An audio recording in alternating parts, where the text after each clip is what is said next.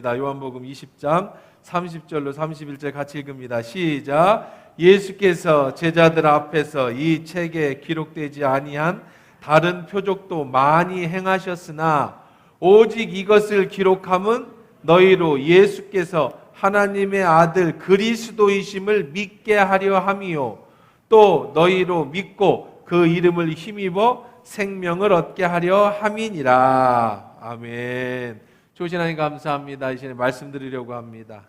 생명의 말씀이 시간에 들려지는 은혜가 있게 하옵소서. 예수님의 이름으로 기도합니다. 아멘. 스페인 동전입니다. 스페인은 대서양을 지배하고 유럽을 호령하던, 지금도 강대국이지만 옛날부터 강한 강대국이었습니다. 근데 스페인은 지도상에서 보시면 알겠지만 최북단에 있어요.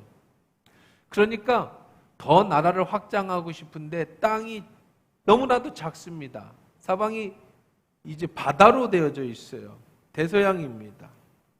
그래서 동전에다가는 뭐라고 썼냐면 이 지브랄타 해협이 그려져 있고 그 밑에는 네플루스 울트라라고 하는 스페인어가 적혀 있습니다. 이 말은 저 너머 땅 끝엔 아무것도 없다. 저 너머엔 아무것도 없다는 뜻이에요. 다 자기들이 땅 끝에 있다라고 생각을 했습니다. 우리가 최단 마지막에 있는 나라다. 그들의 생각은 이런 거였습니다. 지구가 네모나기 때문에 자기네 바다를 계속 눈 밖에까지 나가면 바다 밑으로 낭떠러지로 떨어질 것이다. 예수님 시절에도 사람들은 그렇게 생각을 했습니다. 그래서 바울은 예수님이 명령하시기를 땅 끝까지 이르러 내 증인이 되라는 말씀을 듣고 예수님이 말씀하신 땅 끝이 스페인이라고 생각을 했습니다. 그래서 자기는 로마를 거쳐서 스페인을 전도하면 예수님이 재림하실 것이다. 거기가 땅 끝이다라고 생각을 해서 스페인을 가고 싶어 했죠. 스페인 사람들은 아무도 이 지브랄타 해역을 넘어가지 않았습니다. 왜냐하면 그 넘어가면 낭떠러지로 떨어져서 죽을 거라고 생각했기 때문에. 그때 콜럼버스가 대서양을 횡단합니다. 과연 저 너머가 정말 낭떠러지일까? 가봐야겠다. 스페인이 과연 여기밖에 뻗어나갈 길이 없는 건가? 그래서 이제 여왕에게 사정을 하고 돈을 얻어서 많은 돈을 받아갖고 탐험을 떠나죠. 그리고 이 지브랄타 해협을 넘어서 대서양을 횡단해서 아메리카 대륙을 발견하게 됩니다. 신대륙을 발견합니다. 그리고 돌아옵니다. 그리고는 자기가 보고 온 바를 설명을 합니다. 우리가 여기 좁은 데서 싸울 게 아니라 저곳에 가서 신대륙을 개척하면 거기는 엄청난 지하자원과 우리들의 나라를 더 펼쳐나갈 수 있는 놀라운 일들이 있을 것이다. 세 종류의 사람이 등장합니다. 첫 번째는 콜럼버스를 향해서 미쳤다고 얘기하는 사람이었습니다. 사기꾼이라고 얘기하는 사람이었어요. 저 사기꾼이다. 저 돈 더 받으려고. 두 번째는 그럴 줄도 있을 거다. 그럴 수 있을 거다. 거기서 뭐 여러 가지 뭐 물건도 가지고 오니까 야 거기서 우리가 발견한 물이 돌이라더라. 야 거기 가면 정말 금이 널려 있대더라. 그러나 나는 안 간다. 아니면 어떡해? 세 번째 사람은 콜럼버스와 함께 다시 배를 타고 신대륙을 개척하러 떠난 세 종류의 사람이 있었다는 겁니다. 스페인 사람들은 콜럼버스가 대서양을 건너 신대륙을 발견해주고 가르쳐주기까지 자기가 사는 세상이 전부인 줄 알았습니다.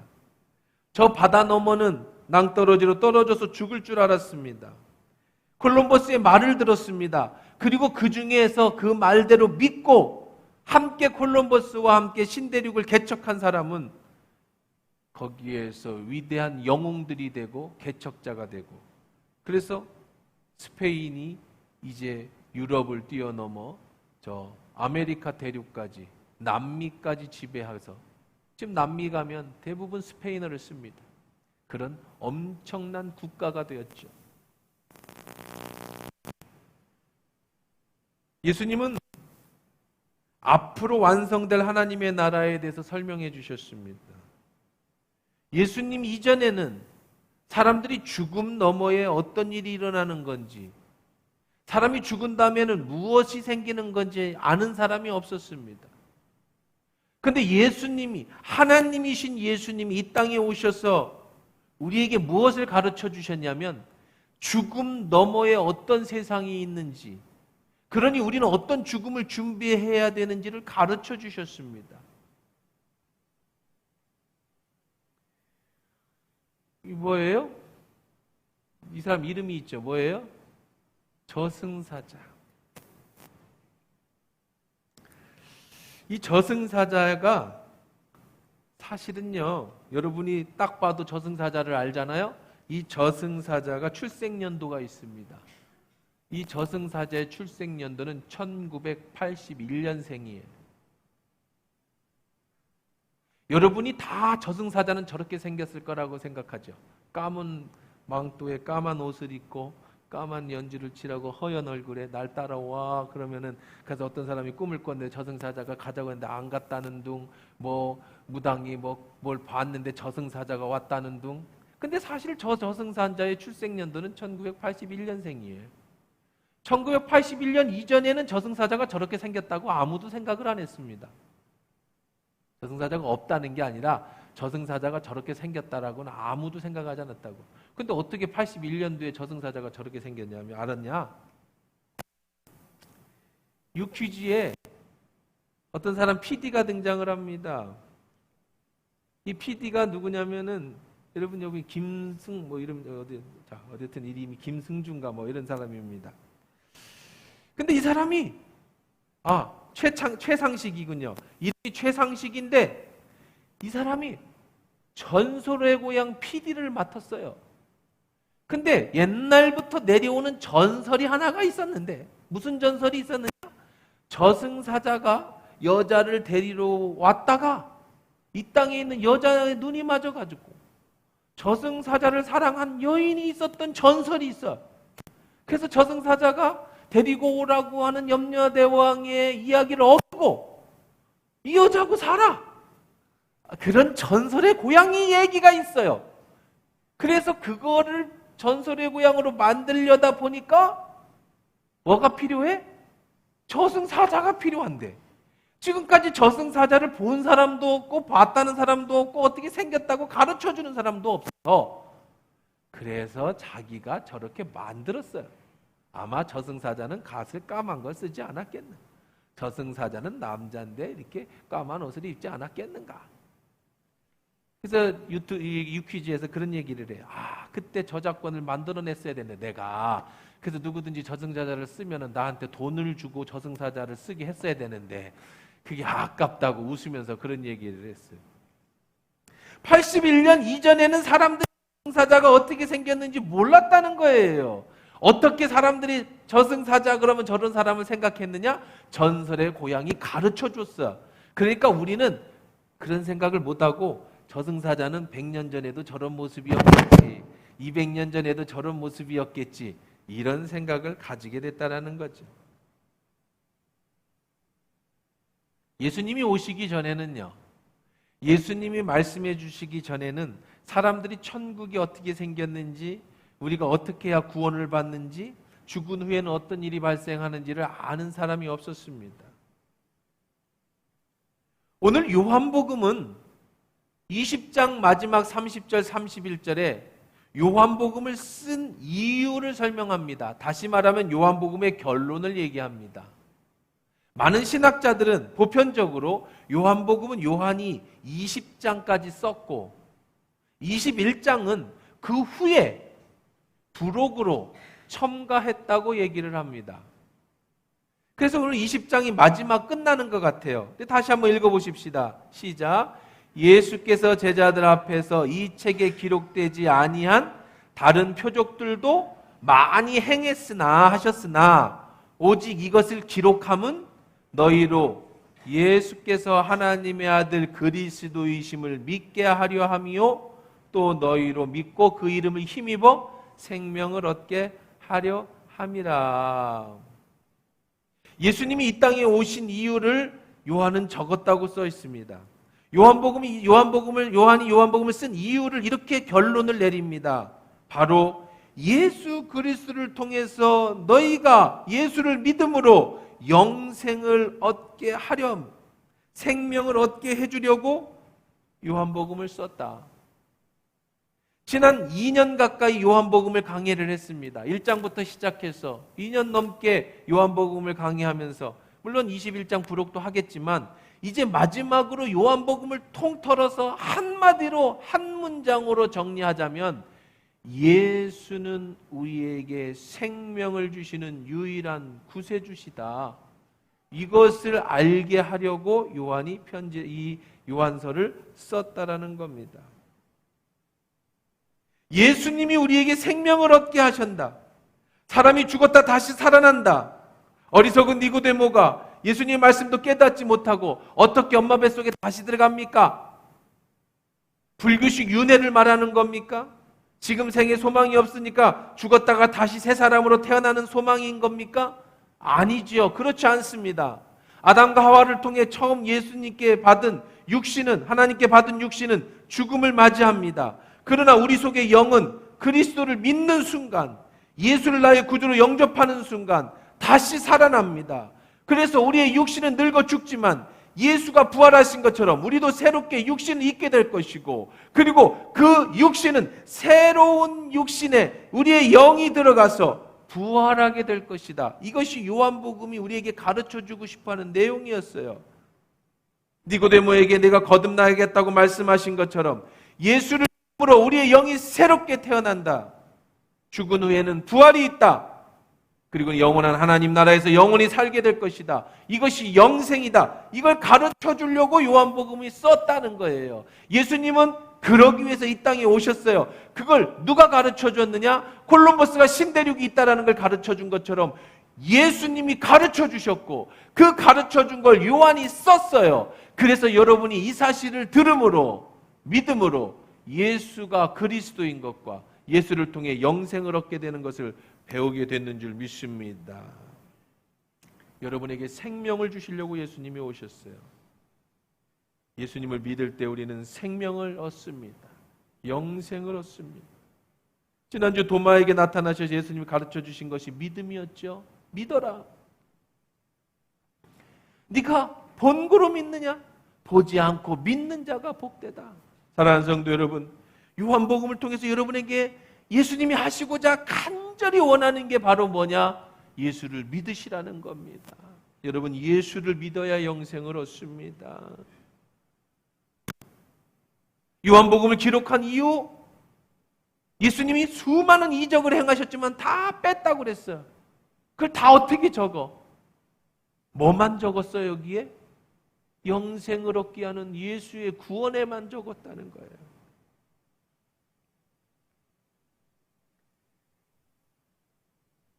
예수를 믿어야 합니다.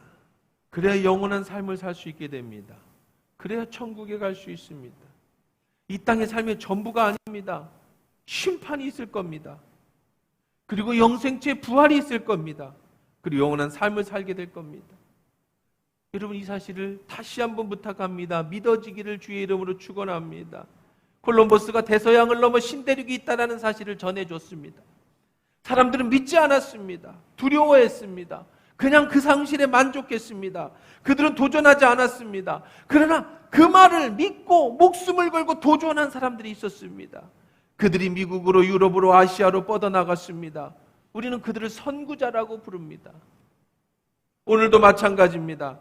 요한을 통해서 예수가 구세주라는 것을 전해줬습니다. 이 사실을 믿을 때에 우리는 영생을 얻습니다. 이 사실을 믿을 때 하나님의 자녀가 됩니다. 이 사실을 믿을 때 이 땅에서와 영원한 천국으로 부활해 생명을 얻게 될 줄 믿습니다.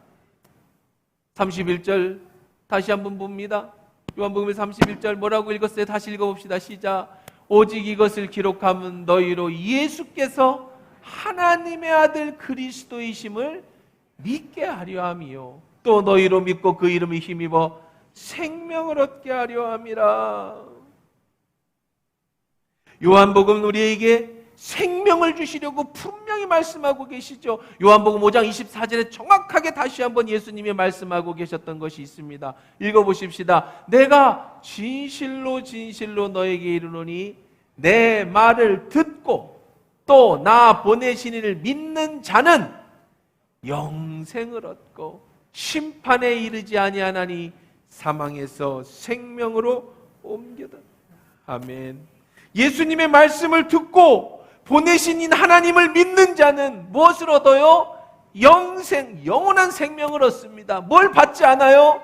심판을 받지 않습니다. 사망에서 무엇으로 옮겨져요? 생명으로 옮겨집니다. 할렐루야. 여러분 이 소식을 들었습니다. 이 말씀을 요한복음을 통해서 배웠습니다. 그러면 여러분 믿으셔야 됩니다. 여러분이 믿으려고 이 자리에 앉아 계신 줄 믿습니다. 그러면 여러분이 믿는다면 말씀하신 것처럼 여러분이 영생을 얻습니다. 심판에 이르지 않습니다. 사망에서 지옥에서 생명으로 옮겨집니다. 예수님 아주 더 구체적으로 말씀하고 계세요. 25절입니다. 진실로 진실로 너희에게 이르노니 죽은 자들이 하나님의 아들의 음성을 들을 때가 오나니 곧 듣는 자가 살아나리라. 우리 다 죽을 겁니다. 죽기 전에 예수님 오시면 좋겠지만요. 그 다음에 어떤 일이 일어날 거냐? 예수 그리스도가 여러분의 이름을 부르는 그 소식을 듣는 날이 올 거라는 거예요. 그 예수님의 이름을 듣는 자는, 부르는 예수님이 불러주신 이름을 듣는 자는 어떻게 될 거예요? 살아날 겁니다. 반드시 죽음 후에는 부활이 있어요. 살아난다면 어떻게 될까요? 이를 놀랍게 여기지 마라. 무덤 속에 있는 자가 다 그의 음성을 들을 때가 오나니 선한 일을 행한 자는 무슨 부활로? 생명의 부활로. 악한 일을 행한 자는 무슨 부활로? 심판의 부활로 나올 것이다. 할렐루야.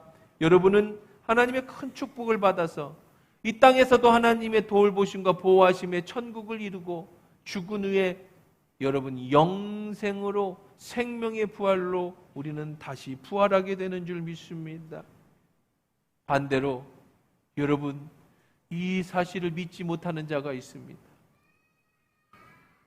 이 사실을 알고도 세뇌받은 그리스도인처럼 믿지 못하고 믿는 척하는 사람이 있습니다. 그 사람은 아쉽게도 무슨 부활로 나오게 될 거예요? 그들도 부활합니다. 어떤 부활을 할 거예요? 심판의 부활을 하게 될 것이에요. 여러분, 누가 심판합니까? 심판자가 어떤 기분으로 심판할까요? 심판은 무슨 기준이 있어야 될 거 아닙니까? 천국의 영생을 얻는 부활을 주거나 지옥의 영벌의 심판을 받게 하거나 예수님이 그렇게 하실 건데 기준이 있어야 돼. 기준. 재판 받아본 경험이 있습니까? 많은 분들이 재판을 받아본 경험이 없을 겁니다. 그래도 재판은 어떻게 진행되는지 텔레비전을 통해서 보셨지요. 재판은요, 반드시 법에 근거해서 판사가 내려야 됩니다. 법에는 무슨 죄를 진 자는 무슨 형을 받는다라고 적혀 있어요. 판사가 좀도둑을 만났는데 재판하는데 사형 그래요. 아니 무슨 말입니까? 과자 몇 번 훔쳤다고 사람을 사형을 시키다니요.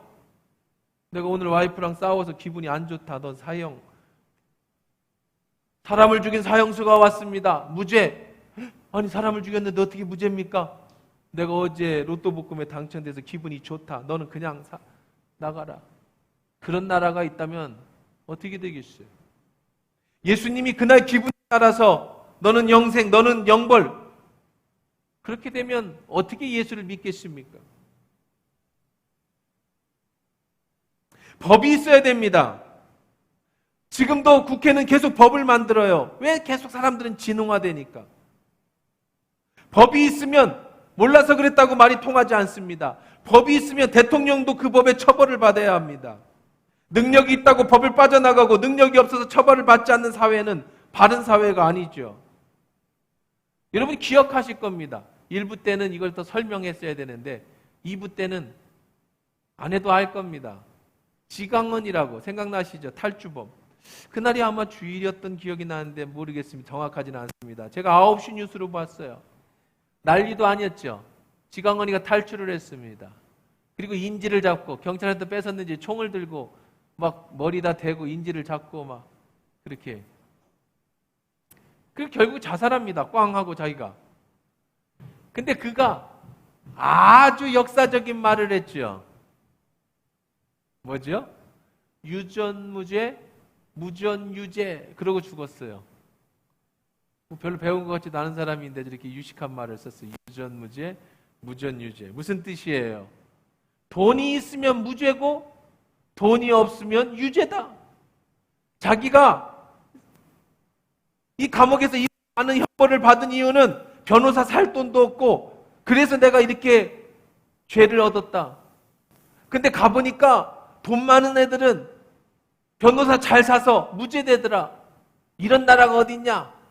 억울하다. 그래서 탈출을 했어. 탈주해가지고 이제 유전무죄, 무전유죄. 아주 역사적이나 우리나라의 역사에 아주 그냥 길이 남는 그런 얘기를 했죠. 여러분 말대로입니다. 저 사람이 정말 악한 사람이 한 말이지만 우리가 살면서 그런 경우를 참 많이 해요. 돈 있으면 용서가 되고 돈 없으면 그것이 죄가 되는 사회. 이런 사회를 우리는 무슨 사회라고 불러요? 더러운 사회라고 부르는 거죠. 억울한 사회죠. 자, 예수님이 심판 앞에 섭니다. 예수님이 심판 앞에 서는데 예수님의 기분에 따라서 헌금 많이 하면 천국 보내주고 헌금 안 하면 지옥 보내고 뭐 얼굴 잘생기면 천국 보내고 못생기면 이렇게 기준을 삼고 예수님의 감정으로 기분을 삼은다면 그런 예수를 우리가 어떻게 믿겠습니까? 기준이 있어야 돼요. 기준이 뭘까요? 다시 한번 31절 읽어봅시다. 시작. 오직 이것을 기록함은 너희로 예수께서 하나님의 아들 그리스도이심을 믿게 하려 함이요 또 너희로 믿고 그 이름을 힘입어 생명을 얻는 비결이 뭐예요? 생명을 얻는 비결이요. 예수가 그리스도인 것을 어떻게 한다? 믿어야 된다. 요한복음을 쓴 이유는 누군가 가르쳐야 될 거 아니에요. 그래서 가르쳐 주려고 썼다. 그 얘기를 들었으면 믿어라. 그래야 너희들이 영원한 생명을 얻을 것이다.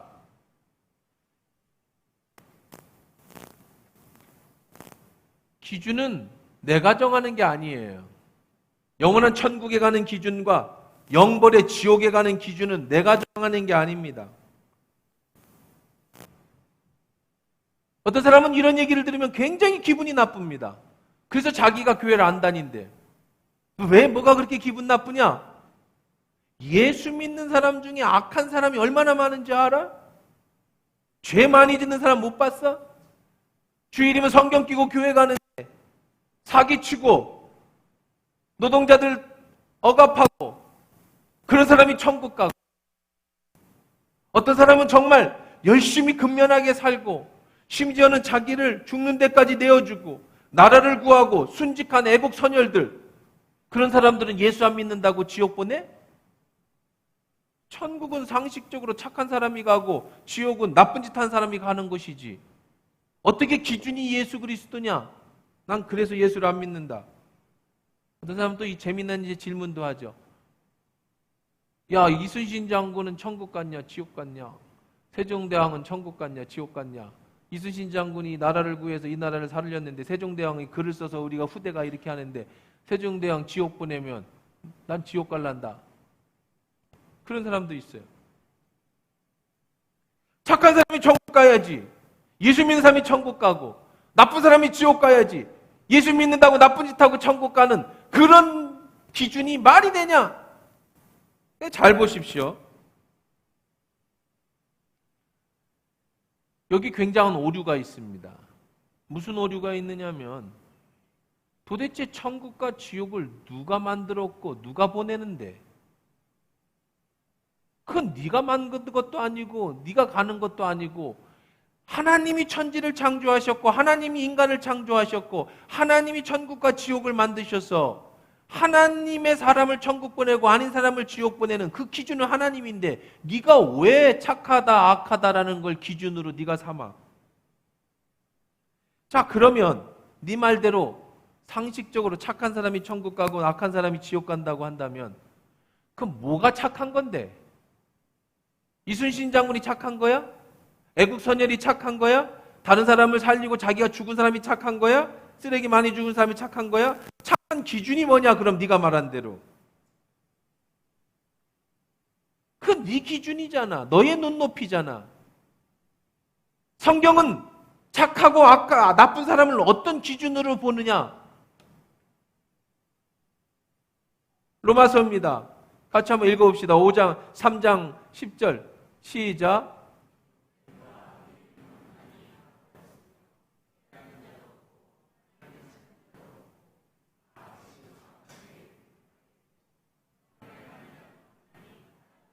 착한 사람이 한 명도 없다는 거예요.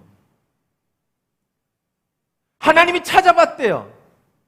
다 찾아봤는데 세종대왕이 이순신 장군이든 애국선열이든 다른 사람을 살리고 죽은 사람이든 그 사람을 내면을 들여다보니까 어떤 행동은 잘했지요. 우리는 그 사람 덕분에 이 나라가 잘 삽니다. 이런 그분들에게 박수를 보내야 되고 그 후손들을 우리가 대접해드려야 합니다. 그러나 하나님의 기준에서 선한 사람은 아니더라는 거예요. 하나님을 찾는 자가 없고 치우쳐 무익하게 돼. 그거의 어떤 기가 막힌 행동, 나라를 살렸고 그런 걸 할 수 있어요. 근데 그 개인을 돌아보니 어떤 사느냐? 그들의 목구멍은 열린 무덤이요 그의 혀로는 속임을 일삼으며 그 입술로는 독사의 독이 있고 그 입에는 저주와 악독이 가득하고 그 발로 피 흘리는데 빨라. 네 말대로 착한 사람 천국 보내려고 찾아봤더니 착한 사람이 없더라는 거야. 그러니까 착한 사람이 천국 가고 나쁜 사람이 지옥 간다는 얘기는 하지 마라. 왜? 네가 말하는 그 기준에 착한 사람은 없어요. 조금 더 악한 사람이 있을 뿐이죠. 조금 더 착한 사람이 있을 뿐이죠. 네 기준에. 너한테 비춰서 너보다 조금 착한 사람, 너보다 조금 악한 사람이 있을 뿐인 거지. 그렇다면 네가 천국 가고 지옥 가는 기준이 될 수는 없잖아. 하나님은 죄가 하나도 없는 사람만 천국에 보내십니다. 근데 그런 사람은 아무도 없더라는 거야. 독립운동을 하고 나라를 구했던, 다른 사람을 살렸던 그 덕분에 우리나라가 이렇게 부강한 나라가 된 것은 그분들은 영웅입니다. 그분들을 인정해줘야 합니다. 하지만 그것은 구원과는 상관없는 일이에요. 하나님의 눈에서는 그 모두가 다 죄인이라는 겁니다. 선의 기준은 내 기준으로 선하고 내 기준으로 악한 게 아니라 하나님 기준으로 선하고 하나님 기준으로 악해야 된다는 거죠. 영생을 얻는 거는 착한 일을 해서 가는 것이 아니래. 어떻게 간대요? 예수 그리스도를 믿음으로 가는 줄 믿습니다. 무엇을 믿어요? 그런 내가 예수의 십자가의 은혜로 죄 씻음 받은 것을 믿는 거예요. 예수님이 나 같은 죄인을 위해서 십자가에 죽어 주셨음을 믿는 거예요. 그분이 다시 재림하실 것이고 그분이 심판주라는 사실을 믿는 거예요. 할렐루야. 이 사람이 천국 가는 거예요. 의인이 천국 가는 게 아니라 죄인이 예수의 십자가의 은혜에 힘입어서 의인이 되어서 천국을 가는 거예요. 그러니 이순신 장군이든 세종대왕이 됐든 아니면 여러분 어떤 착한 사람이든 예수를 믿지 않으면 천국에 못 가요. 그럼 또 누가 물어요? 그럼 이순신 장군, 세종대왕은 예수님을 몰랐으니까 어떻게 합니까? 그건 나도 몰라요. 그건 예수님이 알아서 하실 일이지. 그런 거 궁금할 상황에 성경을 더 보세요. 아는 걸 물어봐요. 모르는 걸 묻지 말고. 우리 자꾸 어리석은 생각을 합니다. 심지어는 우리 믿는 사람들도 그런 생각합니다. 착한 사람이 구원받는다? 착한 일 해야 천국 간다? 저 사람은 착하니까 천국 갈 거야. 근데 문제는요, 오해를 하는 게 하나가 있어요. 큰 오해. 뭐냐면, 그러면요, 목사님, 예수 믿는 사람이 나쁜 일을 해도 천국 갑니까? 내가 아는 회사 사장은 교회 장로인데요. 11조도 잘하고 교회 건축도 하는데 자기 종업원들 돈 떼어먹고 돈 안 주고 악랄하게 불리고 그 사람 때문에 가정이 파괴되고 그 사람 때문에 눈물 흘리는 사람이 얼마나 많은데 그 사람 천국 갑니까? 이거 굉장한 오해입니다. 왜냐? 예수 그리스도를 믿는 사람은요, 내 안에 성령이 오신 사람, 계신 사람은요, 그리고 하나님의 말씀을 듣는 그리스도인은 100% 착합니다. 예수 믿는 사람이 절대로 남에게 해를 끼치지 못해요. 왜냐하면 내 안에 성령이 가만히 있게 두지 않으십니다. 그러면 예수 믿는다고 하는 사람이 악한 사람은 어떻게 된 겁니까? 두 개 중에 하나입니다.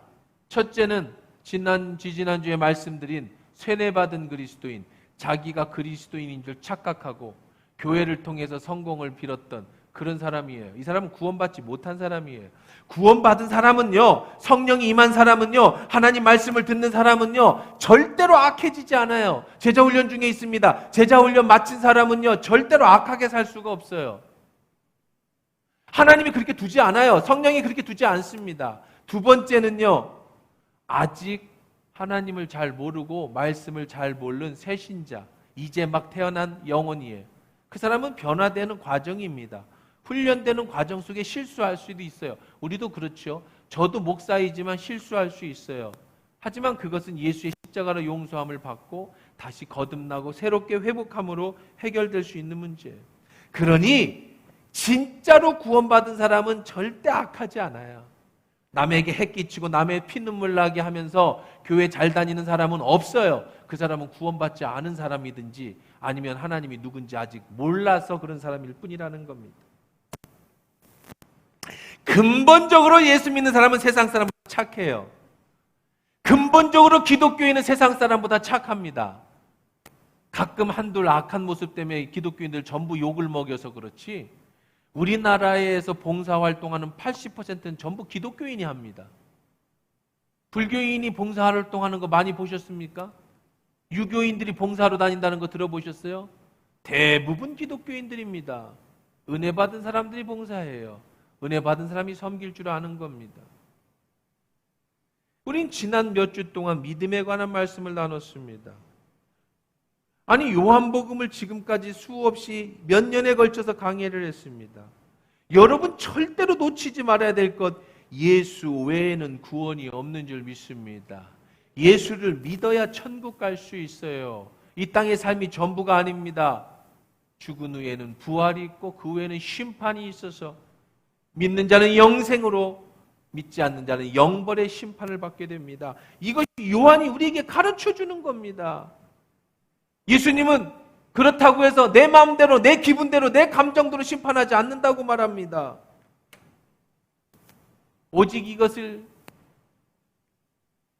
내가 아무것도 스스로 할 수 없노라. 듣는 대로 심판하노니 나는 나의 뜻대로 하려 하지 않고 나를 보내신 이의 뜻대로 하려 함으로 내 심판은 의로우니라. 예수님은 감정적으로 심판하지 않으세요. 하나님이 보내주신 대로, 하나님이 가르쳐 주신 대로만 심판. 예수님이 심판주로 오시지만 그 심판은 하나님의 뜻대로 되어진다. 그 기준이 바로 착한 사람이 아니라 예수를 나의 구주로 믿는 사람만 영생을 얻는다라는 이 말씀 가슴에 깊이 새기면서 오늘 이 말씀을 듣는 여러분 중에 한 분도 세례받은 그리스도인이 없기를 바라고, 영벌의 심판에 이르는 자가 없기를 바라고, 온전히 여러분의 삶을 주님께 드리는 믿음의 사람들 다 되기를 주의 이름으로 축원합니다.